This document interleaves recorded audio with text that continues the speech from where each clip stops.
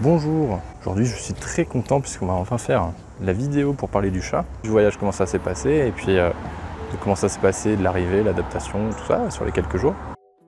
Et là du coup j'étais en train de chercher un parc, la suite de la dernière vidéo était plutôt sympa, il y avait une belle vue. Là je viens d'arriver sur un autre parc qui a pas l'air du tout engageant. En fait, c'est un parc pour les enfants avec des petites cages de but ou cages de hockey plutôt, avec un toboggan et tout, mais c'est...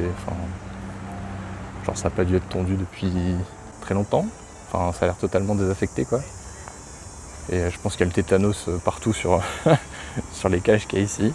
Donc voilà. Ouais, je vais quand même essayer de trouver un petit spot quelque part, tranquillou, histoire de pouvoir faire la vidéo. Générique.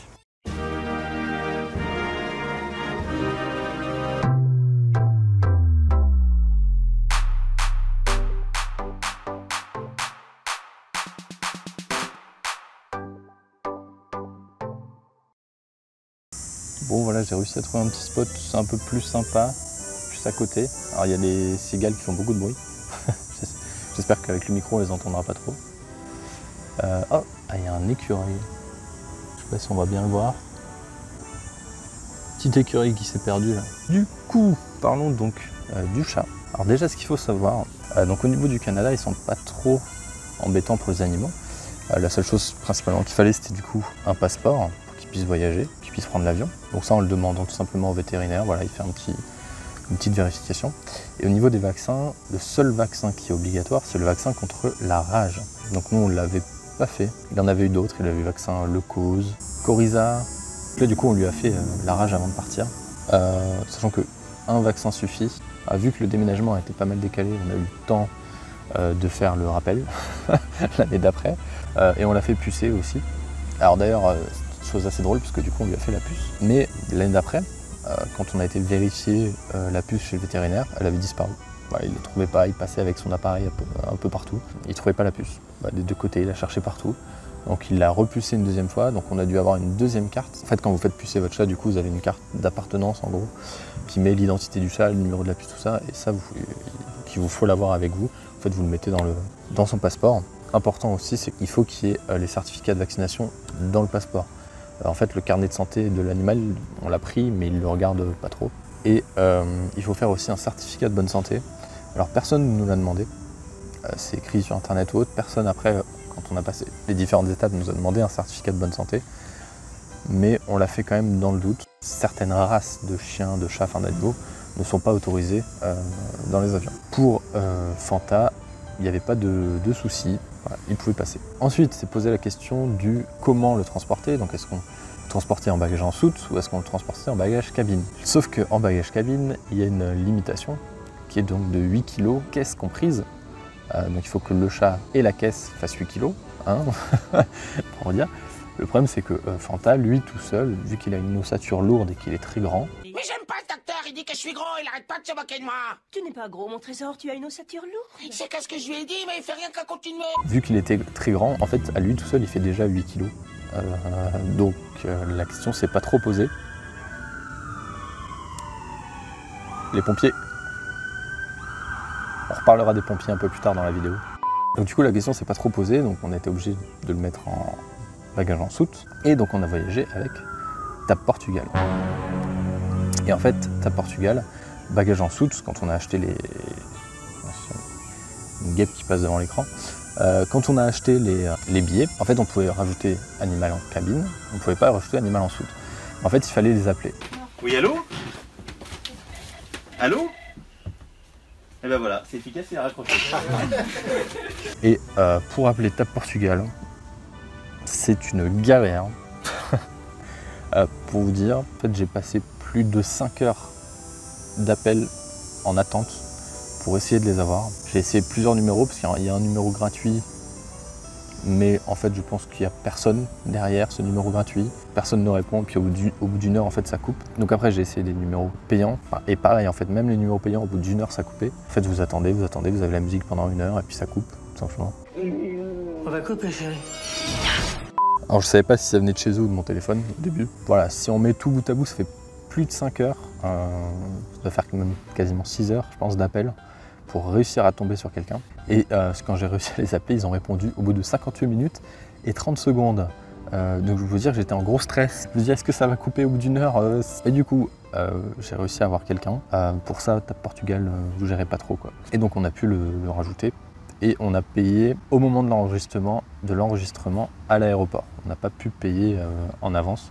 Ou alors c'était par téléphone, mais il fallait donner ses codes de carte par téléphone. J'avais pas trop envie. Donc il y a un écureuil qui se balade dans le coin. Jouer à la bagarre. Super actif, hein, c'est impressionnant. Pourquoi aussi on avait choisi Tap Portugal? Donc il y avait l'histoire du prix, mais en fait c'est surtout que là donc, il y avait une correspondance à Lisbonne, il y avait un changement d'avion, et en fait Tap Portugal le prend en charge directement. Tap Portugal prenait en charge l'animal et le déplaçait d'un avion à l'autre. On n'avait pas besoin de ressortir pour passer la sécurité pour le re-rentrer. Voilà. Tap Portugal le faisait directement, donc ça c'était aussi très intéressant.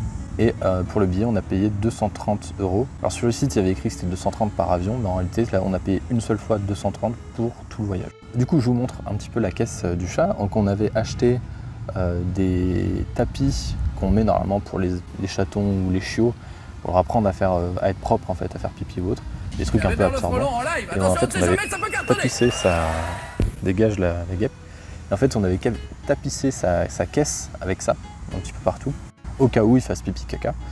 Sachant que du coup ils disent de pas le nourrir, on va dire 24 heures. Ils disent 24 heures avant de pas le faire boire et de pas le faire manger, 24 heures avant le vol. Sauf que là, vu qu'il était dans une maison avec 5 autres chats, vous pouvez pas mettre 5 chats à la diète ou juste l'enfermer dans une pièce 24 heures avant le départ. Enfin, il aurait été stressé comme un fou, donc on l'a laissé manger et boire normalement. Mais après, tout le matin, la nuit et du coup tout le matin, on lui a pas redonné. On lui a redonné que juste avant de le mettre dans l'avion quand on l'a déposé avec les bagages. Voilà. Enfin, dans une section particulière, mais on l'a déposé à ce moment-là. Alors la voiture, il n'a pas trop aimé, ça faisait quelques temps qu'il l'avait pas pris.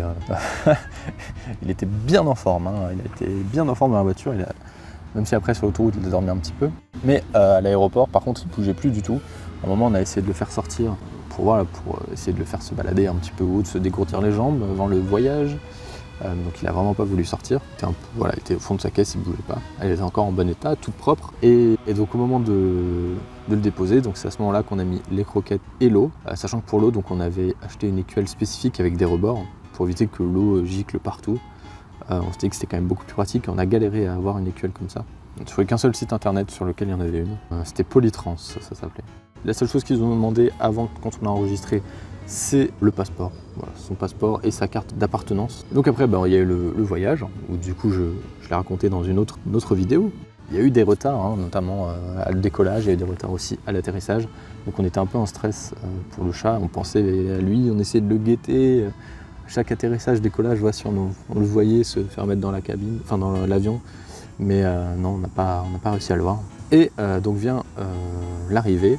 On a mis, voilà, au moment où on a atterri, on a pu aller le chercher une fois le temps qu'on a passé la douane et l'immigration. En fait, on l'a trouvé, il était dans un coin, vraiment dans un coin de la salle des bagages. Pas de photo de l'endroit, mais en fait, on se baladait, on cherchait un peu partout. Coucou. Et à un moment, tout au fond, je vois une caisse dans un angle de mur posée par terre comme ça, avec un truc dedans. Et donc on a couru tout de suite et on a appelé Fanta, Fanta. Et en fait, il était vraiment sous. On avait mis aussi un petit tapis, donc il était sous son tapis et sous ses alaises absorbantes. Il était vraiment, on le sait qu'on le voyait même pas. Il y avait juste la boule de tapis et des alaises. Et lui, il était caché en fait. Et du coup, là par contre, quand il nous a vus, c'était mi-fête, mi-engueulade. Il était très content, mais très énervé aussi, je pense. Ça devait être très long. La caisse était dans un état pas possible. Il avait des croquettes, il avait de l'eau. Il y avait aussi beaucoup de croquettes et beaucoup d'eau dans la caisse. Le problème, c'est que croquettes et eau, ça fait tout de suite une sorte de pâte bizarre. Et en fait, il en avait plein les poils. Il collait de partout. Vraiment, il collait de partout. Il en avait partout dans les poils. Et il a mis pas mal de temps à enlever tout ça, à se nettoyer. C'est le premier truc qu'il a fait d'ailleurs. Donc après, il y a eu le taxi. Alors le taxi, il a pas mal miaulé pendant le taxi. Et après, donc, on est arrivé à l'appart-hôtel. Donc là, c'était fête, grosse fête. Et puis, il a fait tout le tour, reniflé, tout ça. Il a très très vite trouvé le lit. Vraiment, très rapidement. Il n'y avait pas de souci, il a repéré direct. Et donc il n'y avait pas de pipi et pas de caca dans la cage. Donc, du coup on a tout de suite mis la litière et je pense ça lui a sûrement fait mal. Il a dû vraiment se retenir beaucoup. Parce que quand il a fait son pipi, il miaulait pas de manière très naturelle. C'était vraiment un très gros miaule. J'ai l'impression qu'il était vraiment pas très en forme. Donc je pense que ça, de se retenir autant, soit c'était vraiment une très grosse délivrance pour lui et c'était un mew d'extase, soit c'est que ça lui a fait mal quand même de se retenir autant, mais il a pas fait, voilà. Et surtout qu'il a fait un bon gros... C'est vraiment un gros tas de merde. Hein, voilà. Sachant que j'ai oublié de préciser, mais du coup dans sa caisse, on lui avait pris un paquet de croquettes plein, enfin dans une des valises, et aussi un petit paquet de croquettes qu'on avait mis donc, sur les cales au-dessus de sa cage.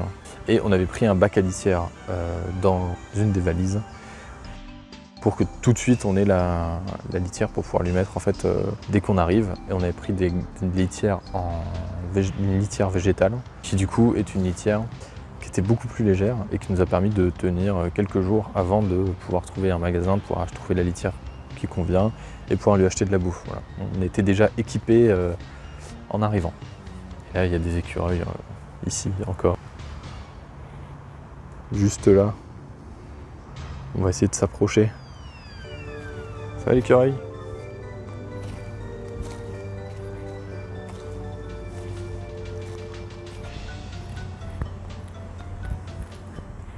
Il y en a partout en fait. Il y en a partout. Ils sont là, partout, dans les campagnes, sur les réseaux sociaux.